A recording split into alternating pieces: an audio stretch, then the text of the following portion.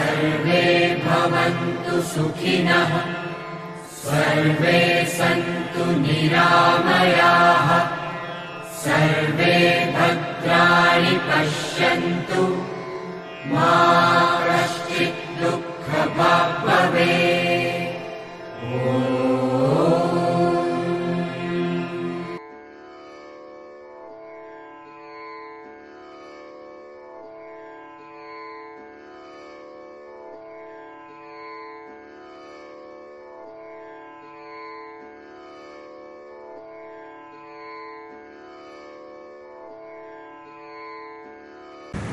नमस्कार. भांडारकर प्राच्यविद्या आणि कौशलम ट्रस्ट याच्या वतीनं एक आगळा वेगळा उपक्रम हाती घ्यायचा ठरला आहे. आपण आत्ता पाहतोच आहोत, संपूर्ण देशात एका विषयावर, महत्त्वाच्या विषयावर चर्चा करणार आहे. तो म्हणजे 2047चा भारत.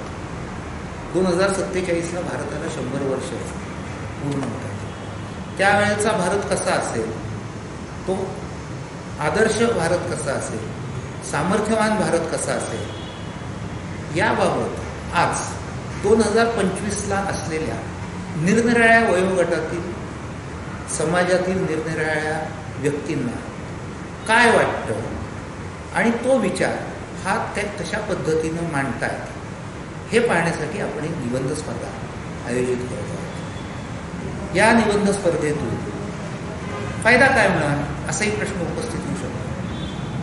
2-3 वेगळ्या वेगळ्या गोष्टी आहेत. 2047चा भारत कसा व्हावा याची एक दिशा, भारतीय नागरिकाच्या मनात काय आहे याची कल्पना आज आपल्याला मिळू शकते. आणि याचं एक डॉक्युमेंटेशन किंवा तयार असलेल्या निरनिराळ्या विषयावर निरनिराळे लोक जे काही बोलतील त्यानुसार एक व्यवस्थित प्रबंध तयार करून तो आपल्याला केंद्र सरकारला पाठवतो.